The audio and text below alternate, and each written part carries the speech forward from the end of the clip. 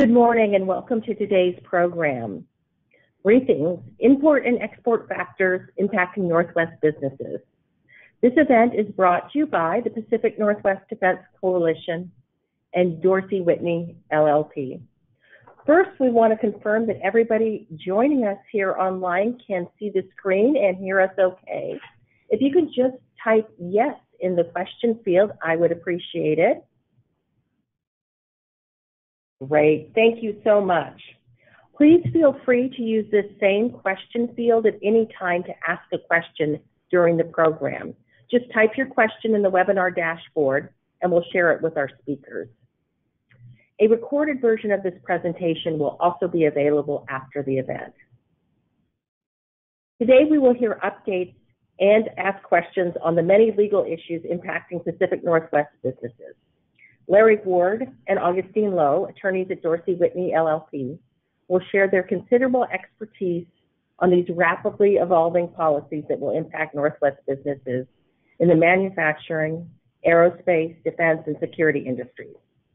You will hear updates on economic sanctions, new export controls, new regulations impacting foreign investment in the U.S., Section 301 and Section 232 punitive tariffs on foreign-made imports, the USMCA that is replacing NAFTA, and, as in the news today, the U.S. and China trade dispute. So I will turn things over to Larry and Augustine and let you get started. Thank you so much for joining us. Thank you. Thanks to all of the audience members for participating today. As Kate mentioned, I'm Larry Ward. I'm a partner here at Dorsey and Whitney and am one of the co-heads of our national security law group, which focuses on all of the issues that we're going to discuss in today's briefing. As Kate mentioned, we're going to talk about several different areas of law, and this slide just presents the agenda as to how we'll sort of walk through each of those issues. We'll start by looking at the U.S. economic sanctions and some recent updates to the economic sanctions programs that the United States has in place. Before we delve into that, though, I wanted to just briefly mention the three U.S. government departments that deal with export controls and economic sanctions issues. First, the U.S. Department of the Treasury has an office within it called the Office of Foreign Assets Control, or OFAC for short. And OFAC is the primary agency that is tasked with administering and enforcing the U.S. economic sanctions policies and programs.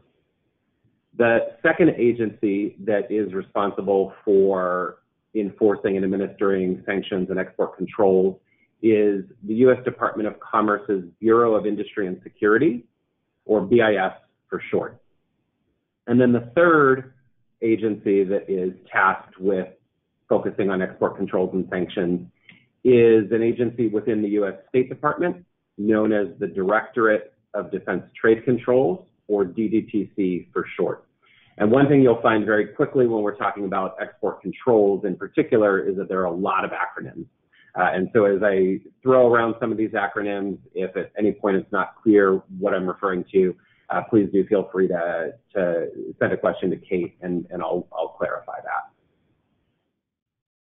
In terms of the U.S. economic sanctions policies that we have right now, the United States has near total embargoes on 4 countries and 1 region. Cuba, Iran, North Korea, and Syria are the 4 countries right now where we have total embargoes. And then the 5th location is the region of Crimea. We don't recognize Crimea as an independent nation. We recognize it as a region within the Ukraine, but we now have a total embargo as to that particular region of the Ukraine after the unrest within that region in the last several years. When we talk about U.S. economic sanctions, most U.S. businesses simply aren't going to be doing business in these regions, either because they've long been off limits to U.S. businesses.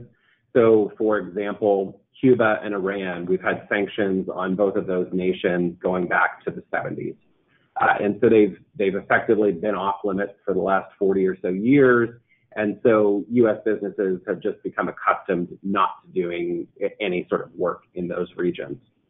North Korea, Syria, Crimea are regions where, again, U.S. businesses just sort of haven't been entrenched, in large part because those countries have not really presented opportunities. And then we've also had some long-standing sanctions programs out to those countries. The one program, though, where there's been the most change within the last several years is Iran. So with respect to Iran, the United Nations Security Council, back when President Obama was in office, had signed a comprehensive plan of action that effectively said that the United Nations members countries were going to scale back significantly on some of the sanctions as to Iran, as long as Iran agreed to certain commitments as to its nuclear program. As part of that, the United States implemented a new licensing policy affecting commercial aircraft parts and components. And so for a lot of PNDC member companies, during 2015-16, you were able to do business with Iran as long as you got a license from OFAC, if it involved commercial aircraft. And so that actually opened up opportunities for a lot of suppliers to companies like Boeing and Airbus to actually supply goods and parts to Iran. It didn't necessarily present a major money-making opportunity, but it opened up a country that had been off limits for a long time. Since President Trump has taken office, the views as to Iran have changed pretty dramatically. In the campaign leading up to the last election, then candidate Trump had made clear that he did not believe that the JCPOA, which is that Joint Comprehensive Plan of Action, that he did not believe that that was a good deal. And he felt that that deal should be torn up and effectively the United States should walk out of it. For the first several months of his presidency, he again just sort of talked about this change and that he felt like it needed to be made. But at that time, the Secretary of State, who is primarily tasked with coming up with policy around these sanctions, had been the former CEO of ExxonMobil. And he understood the importance of these agreements, these international agreements. And so for a long time, there was no change as to the Iran policy that President Obama had put in place. And part of the reason why is because one of the other aspects that changed under President Obama was that in the past, U.S. companies couldn't do business with Iran, and their foreign subsidiaries also couldn't do business with Iran. One thing that President Obama changed as part of this JCPOA was their foreign subsidiaries of U.S. companies were allowed to do business with Iran. So when you look at a company like ExxonMobil, ExxonMobil has foreign subsidiaries all around the world, and the importance of having those foreign subsidiaries be able to do business with Iran has a major impact on the business. And that's the same with aerospace companies as well. And so for quite a while, there was no changes to Iran policy. But once Secretary of State Pompeo came in, at that point in time, that is when the Iran policy shifted dramatically. And we've now scaled back to sanctions in place from before the JCPOA was enacted. So now that commercial licensing policy as to commercial aircraft has basically been scaled back, and also foreign subsidiaries of U.S. companies can now no longer do business with Iran. So for PNDC companies, aerospace companies in particular, Iran is now effectively off limits again. And so the opportunities that once presented themselves are really no longer available. Cuba is another country that we had been moving toward normalizing relations with Cuba under President Obama. President Trump has felt that Cuba is still a country that we shouldn't normalize relations with. The policies haven't really shifted dramatically as to Cuba. It's sort of been off limits under the Obama administration. It continues to be off limits, and so really just doesn't present opportunities for U.S. companies. This next slide just lists out a whole host of other countries where we don't have total embargoes, but we have sanctions on particular persons or groups and entities within these countries. And again, most of these countries that are listed up here don't really present great business opportunities for U.S. businesses anyway, and so there's really not that much major impact.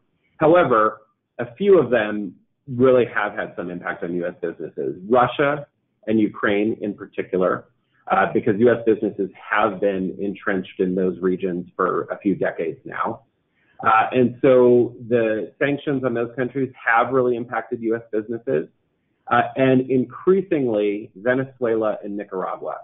We are quickly moving toward a sanctions policy where we may soon have total embargoes on those two countries. And those are two countries, again, where over the last decade or so, a lot of U.S. businesses have moved into those countries as they've sort of moved from third world countries to now, second world countries or even first world countries. And so those two regions, there are lots of owners of businesses that have now been sanctioned. And so for U.S. companies to do business with them would be sanctioned. And so in other words, you can't do business with those sanctioned entities. So I would say that those are sort of the highlights on this slide. If your business is looking to move into any of these countries, you would need to obviously check what the sanctions policy is as to those countries before moving forward with any opportunity.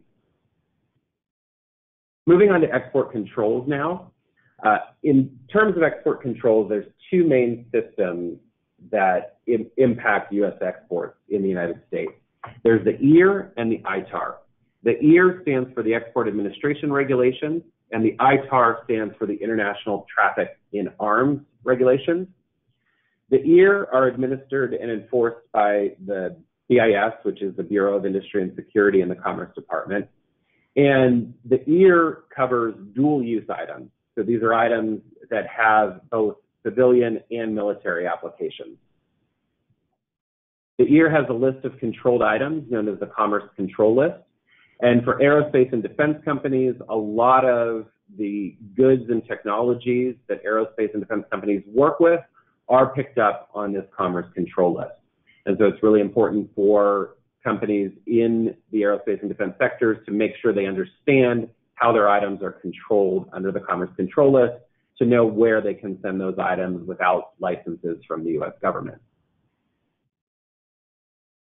The most sort of dramatic change in recent months with respect to the EAR is that in November, the U.S. Commerce Department issued this Federal Register notice that effectively indicates that the BIS is looking at particular industries and particular technologies that the U.S. government has effectively fallen behind on. So in other words, industry has far outpaced what the U.S. government has been able to keep up with in these areas. And so there's a host of areas that are listed in this Federal Register notice from November 10th last year that the U.S. government has now said, we need to look at these particular technologies to figure out what should be export controlled. And so on this list, there's a whole host of things like artificial intelligence, biotechnology, there's some items dealing with navigation, autonomous vehicles. There's a whole host of items that effectively the U.S. government has said, we do need to implement export controls on these technologies, and we're looking at that right now. For U.S. businesses, that has really impacted them because they're now left in this position of not knowing how certain items are going to be controlled in the future. And so that obviously impacts business opportunities for them going forward. I would say that for PNDC companies, it is important to take a look at this Federal Register notice to see whether or not any of your technologies might be picked up under this notice. The U.S. government has indicated that they will be looking at this for quite some time and that they will implement new regulations in the future, but they've not given any set date. And so you can see here, these are just some of the instances of items that they're looking into, like artificial intelligence, machine learning, position, navigation, and timing technologies, et cetera.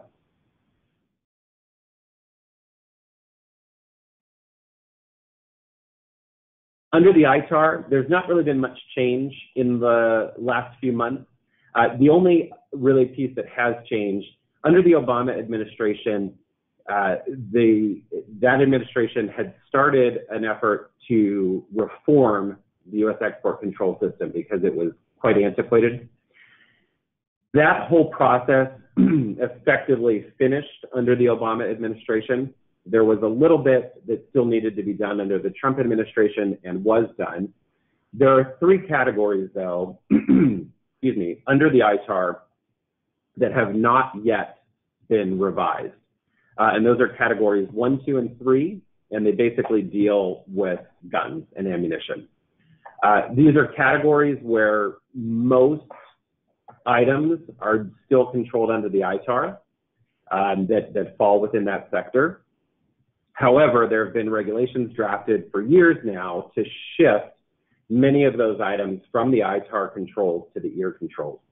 The difficulty is that with all of the gun violence in the United States right now, and with what a hot button issue that is within the U.S. Congress, the U.S. Congress can't actually agree to shift these items from the ITAR to the EAR. It was supposed to have been done in February as the most recent example, but there was an objection within Congress, and so it's now on hold for another several months.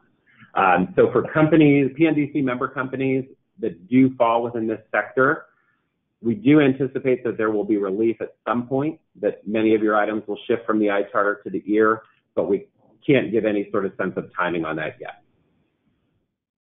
And then the last area that I will look at before turning it over to Augustine to look at customs and import issues is foreign investment in U.S. companies.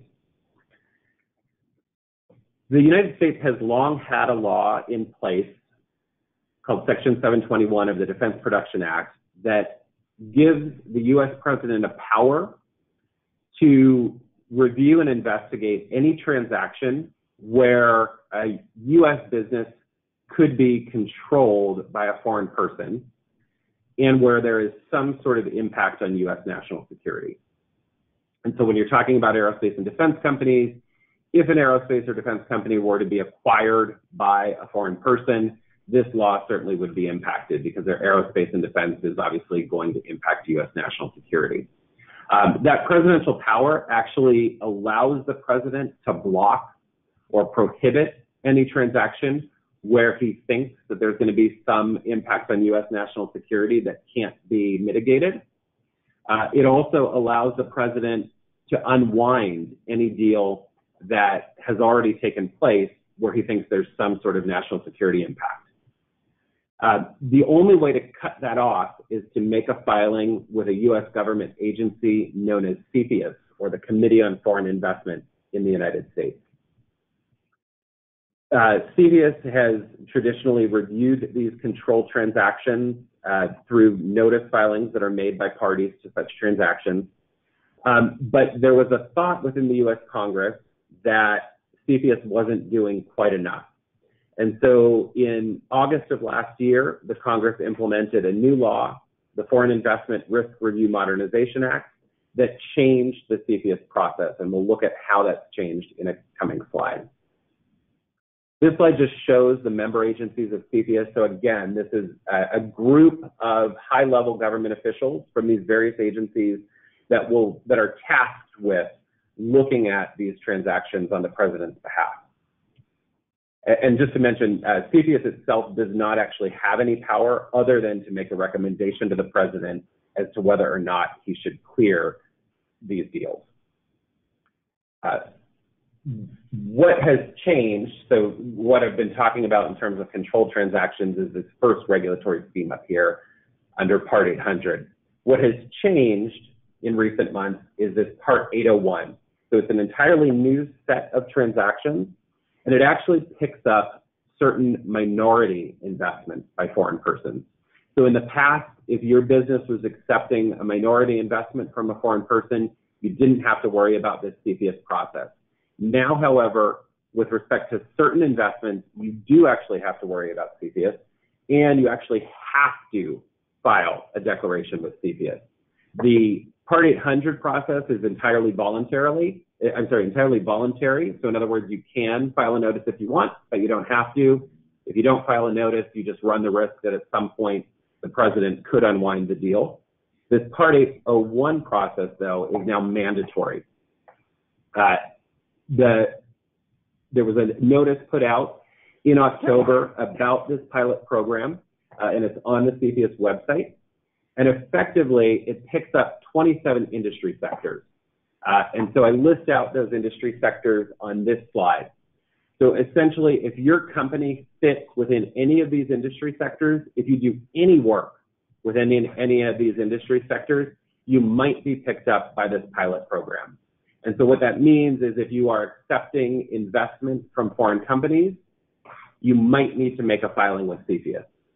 So it's important for companies that are going through some sort of stock offering or round of financing to consider who their investors are and whether or not they might be picked up under this pilot program. These are just some examples of cases that have been in the news within the last several years where CFIUS has been important. You can kind of look any of them up and type in the name of the company along with CFIUS, and you can see sort of some of the examples of cases that have been blocked by the U.S. government or that have been approved by the U.S. government. And so I won't go into any details on any of those, but certainly you can do that after this presentation. And with that, I'll go ahead and turn it over to Augustine to talk about the important customs changes. Thanks, Larry. As mentioned, Augustine Lo. I'm a associate here at Dorsey. I work with Larry as part of the National Security Group, and I also cover some import compliance issues that we're going to discuss today. So in terms of import compliance, you're really primarily dealing with several key agencies within the Department of Homeland Security. For the most part, it's the U.S. Customs and Border Protection Agency. They're the people who staff the ports of entry. They handle merchandise and people coming into the country through airports, seaports, and land border crossings. Less frequently, the U.S. Immigration and Customs Enforcement Agency gets involved. In the customs realm, primarily it's the Homeland Security Investigations Group. They're basically customs investigators. They do criminal investigations, usually after the fact. So not at the time that somebody comes into the country, but perhaps because there's evidence of a crime or some other violation that they have to investigate, including, for example, counterfeits, trafficking of contraband. Those are just some examples. Or evasion of duties as well. And we can talk more about those later, especially with the new duties that have come into place in the past year or two. Some examples of other agencies that are involved in this realm include the Department of Justice, where members of this group in particular, the Bureau of Alcohol, Tobacco, Firearms, and Explosives is relevant because importation of munitions and other defense articles are subject to import license requirements. The Federal Bureau of Investigation sometimes gets involved when there is evidence of other crimes, like financial crimes that are related to transactions, or imports of food and drugs and agricultural products. There are additional requirements that are mandated by the Food and Drug Administration, U.S. Department of Agriculture. CBP at the ports would enforce those rules as well. In terms of a general overview of customs compliance, the primary person responsible for customs compliance is the importer of record, or the IOR. They do what is called customs entry. Basically, they make the declaration, they report the information about an import entry, as well as pay all duties that are owed on the import. By law, the importer of record must be an owner or purchaser, and occasionally a delegated appointed customs broker is appointed by the owner, purchaser, or the consignee. You'll see the word consignee oftentimes used in import. It is not necessarily the importer of record. It can be, but does not have to be. The key difference is that the importer of record, the person who's named as the IOR, is liable for import duties, they have to obtain a customs bond to secure those duties. They're responsible for violations and charges that are associated with the imports. And they must generally ensure that the merchandise complies with all applicable federal laws, because if there's any violation, the ITAR is on the hook for penalties. They oftentimes appoint a licensed customs broker, which is licensed by CBP, to actually manage the task of entering goods into the country. So a general overview of customs duties, what that means, what it entails. Well, actually, when we talk about import duties, we talk about several kinds of things. The most obvious thing is the general import tariffs. There is a published schedule called the Harmonized Tariff Schedule of the United States, which will provide the general tariffs are owed on all sorts of goods, actually any kind of goods that could be imported into the country. In addition to those regular tariffs, we also have what's called trade remedies. So there's a whole body of law out there that are designed, supposedly, to address unfair practices in trade or other harms relating to import trade. Anti-dumping, countervailing duties, safeguard duties are some examples. In addition, we have some revenue taxes that are collected on imports, excises like alcohol and tobacco. And then, more pertinently for this audience, and perhaps of recent interest, are some other less commonly used measures that can also relate to imports, like the Section 232 tariffs and Section 301 tariffs, which we'll discuss in greater detail later. In terms of how you would calculate a duty calculation, there are three key facts that you need to know. First is the proper tariff classification code, which is a 10-digit code. It is based on a harmonized system, which means that in every country in the world has a code that roughly resembles the system. The first 6 codes are supposed to be the same across the world. Beyond that, 7 through 8 through 10 digits, as the United States, are further subdivisions that are specific to that country. Next, we need to know the country of origin of the good, because the tariff can vary by country of origin. And if a good is not entirely made or produced from that country, if it includes any foreign materials, generally there's a substantial transformation analysis that looks at the last place where an item changed in a name, character, or use. Or if there's an applicable trade agreement, quite frequently the trade agreement provides specific tariff shift rules, such that you have to go from one HTS code to another HTS code to qualify as having a new country of origin. And finally, customs value. In general, that means the transaction value with some adjustments, unless the parties are related, in which case the government questions whether or not that is actually a bona fide sale, and you have to have other independent factors that point to the fact that that price is reliable as a bona fide sale. So speaking of the less frequently used measures, first we can start with what's the more commonly used measures.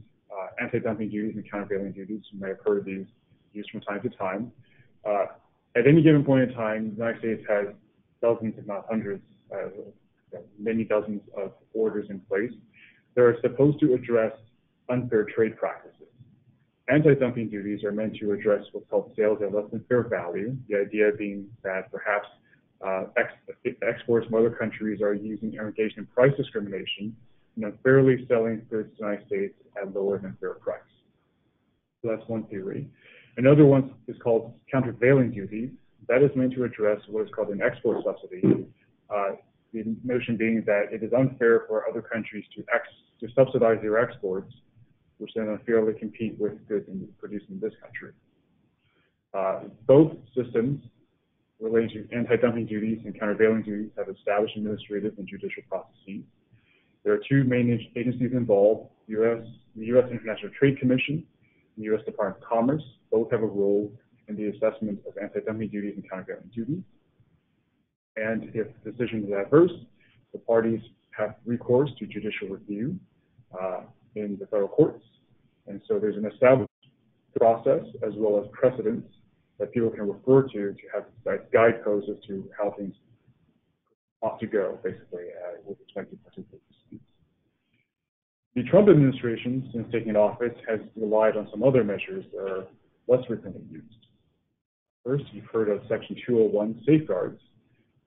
That was applied most recently to residential washers and solar products.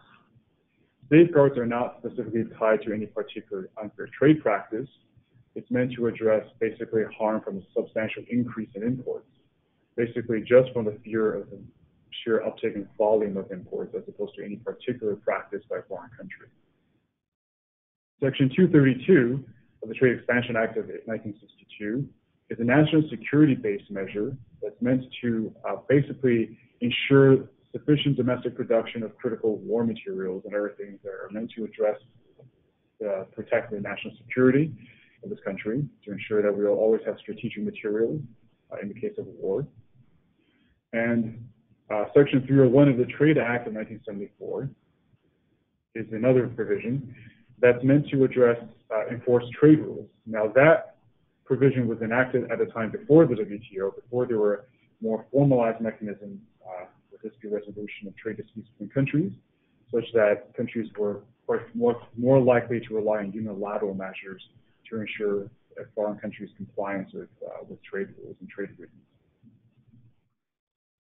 So, for the details, Section 201 safeguards, as mentioned, most recently used on residential washing machines and solar products. This measure is not tied to any particular country, as mentioned. Basically, it is meant to address just a sheer uptake in imports. So when enforced, it is enforced against all countries, regardless of country of origin, basically any product from any country that's covered. So residential washing machines, even though there were prior cases targeting specifically Mexico and Korea, this one is regardless of countries. Just anywhere, from any source that comes to the United States, it is subject to individual tariff. Same thing with solar cells. There have been cases in previous years brought by private parties meant to address anti-dumping, so price discrimination of things sourced from China, Taiwan, and other countries. Well, here we have basically now a measure that is meant to target basically any imports of these items from any source, regardless of country.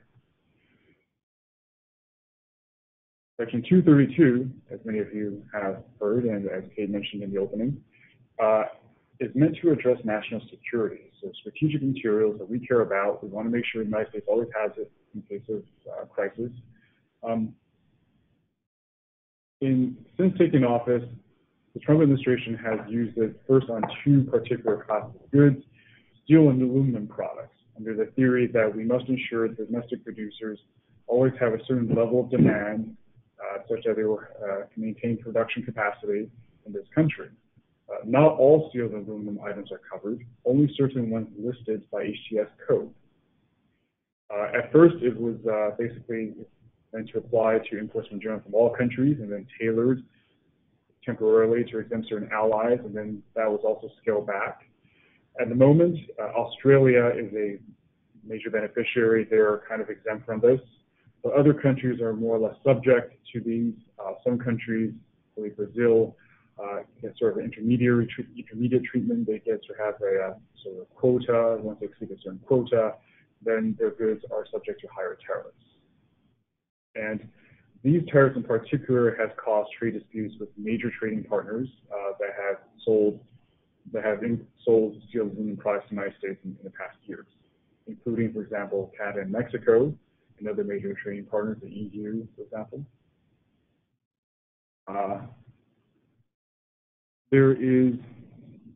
It is somewhat controversial because, as mentioned, this is supposed to address national security, and it is not entirely apparent whether or not there was a strategic need. The Trump administration has been inconsistent on that front. At various points, it has indicated that Section 232 tariffs were meant to get other parties to the negotiating table together for the trade concessions. That kind of potentially harms this case for that these are really related to national security. In fact, that issue is currently before the World Trade Organization, which is currently entertaining disputes brought by multiple countries, China, of course, the European Union, and Canada, Mexico, Norway, Russia, and Turkey have all requested dispute resolution in the WTO for this issue.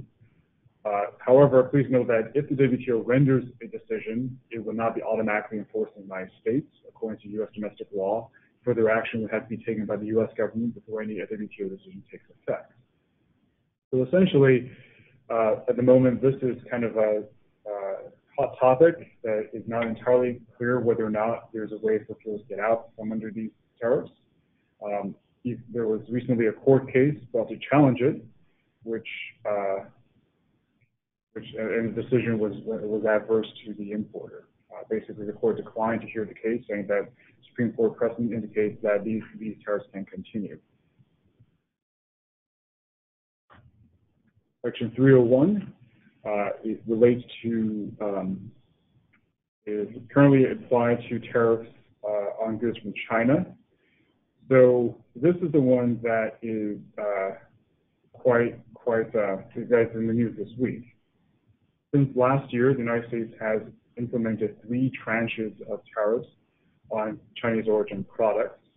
First, starting with $50 billion of goods in July and September 2018. At that time, the United States government allowed exclusion requests for those items, many of which are still pending. At the end of the year, the United States announced that it would implement tariffs on $200 billion worth of products at 10% of the value, which was originally scheduled to escalate to 25% in January, but repeatedly postponed because of pending trade negotiations between China and the United States. At the time, the Trump administration indicated that those negotiations were going well, and so there was grounds for further postponement. But just this week, we learned that, in fact, quite the opposite, those trade negotiations seem not to be going the way they had wanted. And so they now intend, effective at midnight tonight, so 12:01 a.m. Friday, tomorrow, May 10th, to increase those tariffs to 25% on the $200 billion worth of goods. So as of Friday this week, $250 billion worth of goods, which approximately is 1/2 of all annual imports from China, will be subject to 25% tariffs. This is in addition to any other tariffs that are already owed. So including, for example, if Section 232 tariffs are on steel aluminum products, if there are safeguards, if there are anti-dumping countervailing duties, this is in addition to all those tariffs. It is intended, as we understand, to sort of compel the Chinese government to come to the negotiating table to address all the issues, the open topics, items that the U.S. government would like to address. President Trump has also indicated that if the negotiations do not go the way he would like, there could be, in fact, a 4th list that will be issued at some point, which would cover all remaining items that are Chinese origin. So that could be, we don't know yet whether or when that will take place. We have not seen the advanced drafts. But if it does happen, it could very well proceed like the first 3 lists. You'll start with a notice of public comments and public hearing, followed by a formal adoption, implementation of a new tariff list of tariffs to be added to the regular tariffs, and potentially also exclusion requests at some point that will open up generally to importers who use these items to argue why the goods should be exempt. And speaking of exemptions, also previously mentioned the 232 tariffs, there are also ongoing rolling exclusion requests for these items as well. The public information is that this process has been slow. Many importers have complained about how slow it is to get their items reviewed, and the success rate is not, well, success rate is decent, but not perfect. And furthermore, the Trump administration in this past month has also announced yet another potential set of tariffs against EU origin products at up to 100%, which are meant to primarily target luxury goods among other products that are of EU origin, and this would be in retaliation for the European Union subsidies for Airbus.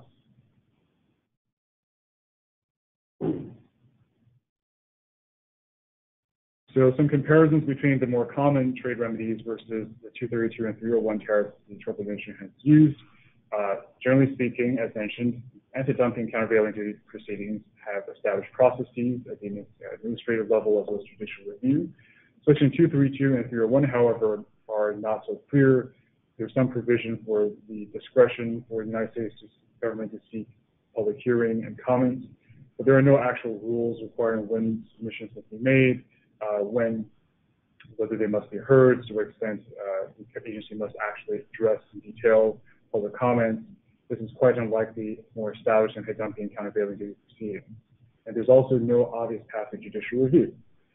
while in theory one could challenge these provisions in court, as we recently saw with the 232 tariffs on steel, the courts quite frequently will defer to the executive because these statutes are written in a way that affords a lot of discretion to the president to decide what action to take in response to the reports of the government agency.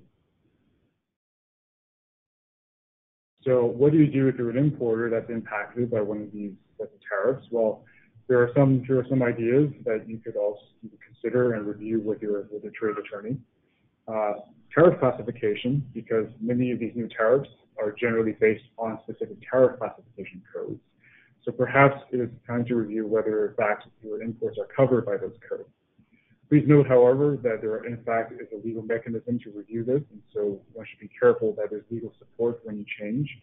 And also, please note that a change could also mean that past declarations and customs were incorrect, which could mean a violation that might require the submission of a prior disclosure to voluntarily disclose any errors. Also, you could consider sourcing from non-targeted countries because many of these items are in fact targeting specific countries, in particular 301 tariffs on Chinese origin products. Perhaps there's an opportunity to source similar items from another country that's not affected. Please note, however, that as new tariffs, high tariffs come into place, oftentimes, not saying any particular companies, but there is a motivation for some foreign exporters to disguise the true origin of their products. And so importers who are caught unawares may accidentally trip up over this, and that would be a customs evasion violation. So everyone should be careful of that. Alternatively, if cost is aligned, perhaps U.S. sourcing or manufacturing is another option for companies that could rebase some of their manufacturing operations to this country or source from domestic inputs. That, of course, depends on having a predictable pattern of tariffs, which unfortunately these days is subject to continuous change. So one cannot be certain that one's investment in retooling a supply chain would be rewarded later on, a few months from now. And the final option might be to specifically include price fluctuation provisions, clauses, and contracts that would contemplate fluctuations and provide for avenues to address those fluctuations. In terms of other pending trade topics, as Kate mentioned, the USMCA was signed last year and is currently pending ratification approval in the 3 countries. It will be a replacement to NAFTA. Based on early analysis, for the most part, it preserves all the parts of NAFTA that the importers have liked. So it will continue to treat items produced, obtained in the 3 countries or substantially transformed the 3 countries as originating items are going to be duty-free. So that is important. However, key differences will be that they would have to be renewed, and renewal is not automatic. So it has basically more options for out clauses for the 3 countries. And so that may impact the ability to predict long-term one's investment for sourcing the 3 countries. The WTO agreement, the United States is engaged in multiple disputes at the moment. Generally, the Trump administration has evinced a skepticism towards the efficacy of the WTO system, and so has refused to appoint judges, such that it actually hampers the dispute resolution process in the WTO. Also, some of the measures, as you've heard, these national security measures may in fact conflict with WTO commitments. These are currently subject to dispute.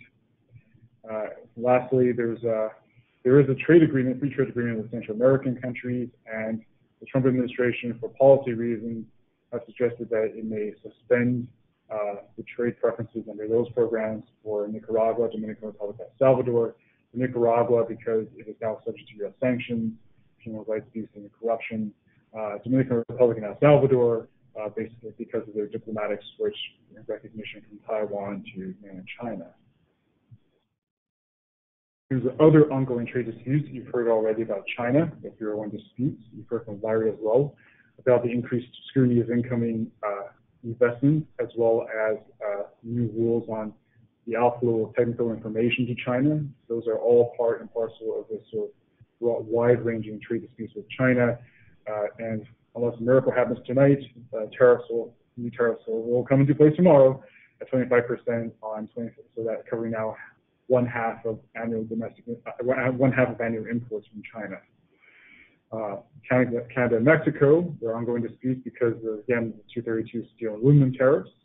They imposed countermeasures in response. So now there's basically a tit for tat dispute with those countries, as well as disputes over the terms of USMCA ratification. So I think Mexico recently has indicated it's going to comply with the labor rules, but then there are also other disputes, like I believe Canada and Mexico also wants an end to the 232 tariffs in response as sort of a condition for ratification. For the European Union, they are also impacted by the 232 disputes. They have also imposed countermeasure tariffs. They are also facing potential new tariffs that the Trump administration might use, may impose on automobiles and parts, and as well as the 301 tariffs that the U.S. government is entertaining in retaliation for the Airbus subsidy. Japan, for its part, also may face impact from the 232 tariffs that are pending on automobiles and parts. Lastly, I'm not going to spend much time on trade embargoes and sanctions because Larry has covered them, but there are also ongoing disputes evolving from existing sanctions programs. Most recently, we've announced the intention to allow private parties to sue foreign companies that had benefited from expropriated property in Cuba. For example, Carnival's Cruise Lines is now subject to a lawsuit. We expect that to potentially continue as more private parties who had their property expropriated in Cuba seek redress.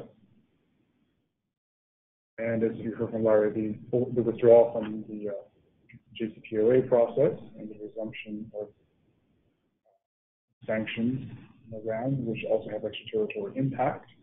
That could impact not just us, but also trading partners, because their companies that have been doing business in Iran under the JCPOA now may be facing repercussions from the United States. So with that concludes my presentation, and we can open to questions. Wonderful. I'll remind all our attendees that they can type their question in the question tab, and we will definitely address them or just speak up for those of us in the room that have questions. As people are typing a question, I do have a question for you. What's keeping your clients up at night? What about trade disputes are you hearing a lot about? From the export side, I would say it's the VIS Emerging Technologies announcement.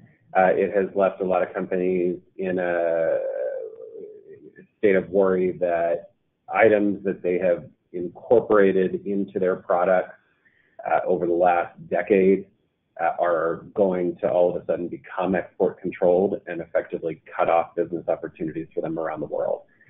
And unfortunately, the Commerce Department has not really given much guidance or comfort that they aren't going to sort of over-control items within these areas. And so you look at, for example, artificial intelligence and machine learning. Many companies have incorporated those into their products over the last decade. And so to the extent that the U.S. government decides to over-control in that area, that will obviously cut off a lot of business opportunities for U.S. businesses. So I think that's probably the biggest concern for U.S. companies on the exporting side. And thank you, Larry. And on the importing side, of course, you've heard about these tariffs. It makes planning very unpredictable, unfortunately, for people who have to rely on imported inputs, particularly for manufacturing. We have helped clients try to address that situation by, for example, submitting exclusion requests. But unfortunately, the processing time for that can also be long and makes the process even more unpredictable because they have to basically be on standby in case they need to switch over to new sourcing options. Great, and perfect setup. That is our next question. One of our audience members wanted to find out a little bit more about tariff exclusion requests. What is the timeline? What's the process? Well, there are published procedures with respect to Section 232 steel and aluminum tariffs. Those are kind of on a rolling basis. Some of the first ones granted are now up for expiration because they're granted for a one-year period, and so they have to renew that. That is processed by the VIS, the Bureau of Industry and Security and Department of Commerce. People have complained about slowness, but at least we have seen results. It is published from time to time and is granted an exclusion for their items. For the Section 301 process, the United States government announced exclusion requests for the first 2 lists of the 3 lists targeting Chinese origin goods. That process closed late last year. Basically, there was a deadline to submit exclusion requests for the first 2 lists. The 3rd list did not have an exclusion request process at the time. U.S.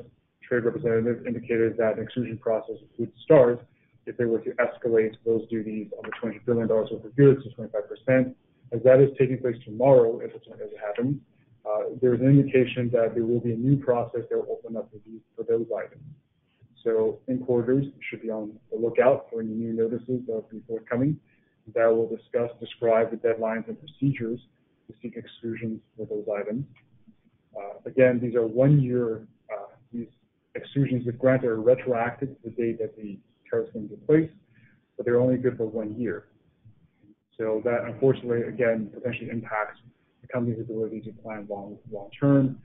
Perhaps it's an inducement by the administration to consider switching, so to be a breather to switch to new supply options.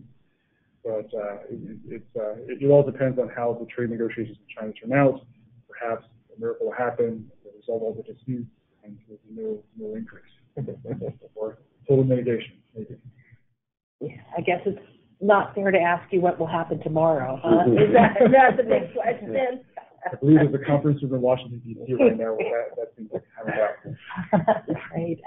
You have one question here. What are the primary purposes or main differences between the 2 trade acts, the one in 1974 and the one in 1962, which I believe are the,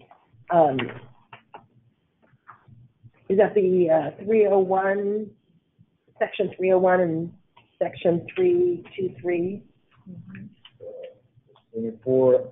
So they could be, well, there are 2 provisions, so 201, 232, 301. So how are they different? Well, 201 from the Trade Act of 74, again, safeguards. Basically, it's not targeting any particular trade practice by a foreign country. It's just that we have domestic producers who feel that they're being harmed, threatened by a sheer uptick in imports, regardless of what source. So the government would conduct an investigation, confirm that is in fact happening, make a recommendation to the president. The president would then decide whether or not to adopt measures. If so, what margin of tariffs to impose. Perhaps in the case of residential washes and solar cells, they use a sort of mix of tariff rate quotas. The idea being that once you exceed a certain amount of imports, further imports will be subject to a much higher tariff rate. Section 232 is meant to target national security concerns, and so in theory it's pretty open-ended. It's meant to allow for import restrictions that would protect domestic producers' strategic material. So in addition to aluminum, the government is now there's a pending decision on automobiles and parts, and in theory that somehow we have a strategic interest in maintaining domestic supply, industrial capacity in automobiles and parts. And then there's also a pending decision by the president regarding uranium imports, because we consider uranium, some people consider uranium to be a strategic material. Section 301 is basically meant to address any host of potential trade disputes, because it's a mechanism to enforce treaty provisions if another country is not complying with their trade agreement obligations, or simply to enforce our trade interests in other countries. So even countries without a trade agreement, if they're engaged in practices that unfairly burden U.S. commerce, so basically putting up obstacles to U.S. imports, sales to that country, this is a potential mechanism. It's not often used, but it has been used in the past. It is not targeted to the specific items at issue. So let's say we have a dispute involving chicken. The United States government is not limited to imposing tariffs, countermeasure tariffs on the other country's imports of chicken. It can basically opt for any host of things that could target. For example, let's say that country doesn't actually sell in chicken to the United States. It wouldn't make sense to target imports and shipping from that country. Instead, we target what else they sell, like automobiles and parts. We target perhaps luxury items as a European country. Those are all available to the U.S. government. But again, these mechanisms are much more discretionary, afford much more discretion to the president as to what measures to adopt, far fewer options, less clear paths for judicial review for challenge that private parties are harmed. And also, in terms of national security measures and such, it's unlike the anti-dumping and countervailing duties, which have like 5-year periodic reviews. So by mandate, according to WTO agreements, they're subject to review every 5 years to see whether or not they should sunset. These ones are potentially more open-ended. There are also provisions for review, but it doesn't have the same process that allows for private party participation to ensure it's not as transparent in other words. Great. Thank you. Last call for questions. Yeah, I just have one. Have you seen any increase in the amount of administrative barriers to importation of products, outside of tariffs? It seems like there's anecdotal evidence of that, but hard to quantify. Thank you for that question. To clarify, do you mean in the United States or our trading partners? Bringing into the United States. I am not personally aware of any non-tariff measures that are designed to impede imports as such. However, because of the new whole host of tariffs that are being implemented, it could create issues with regards to, for example, CBP, which has to implement this tariffs. They have to subject them to heightened scrutiny to see if anyone is trying to evade these new measures. Potentially also to implement, they will have to retool their systems because, for example, a customs broker, when they have to import clear items to customs, they have to fill out particular data fields. All those have to be changed and updated each time the administration issues another update to the tariffs. Great. Well, thank you, Augustine, Larry. We really appreciate you sharing your expertise. This is very timely and important information for all our members.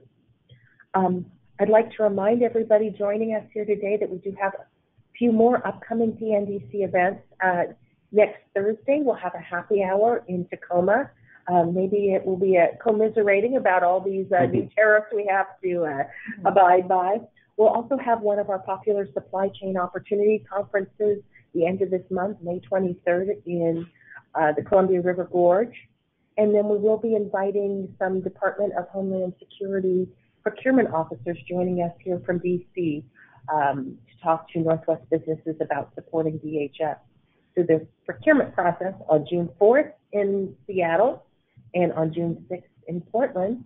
And then I'll announce the date for our annual ITAR EAR conference this September 12th in Portland. And I know you both are very generous in always sharing your expertise for that event. So I'll get that on everybody's calendar. Please, thank you everyone for joining us here today. Following those of you on the webinar, you'll get a short 3-question survey about the event. We really appreciate your feedback. And one more thank you to our speakers. Thank you for joining us here today. The webinar has now concluded.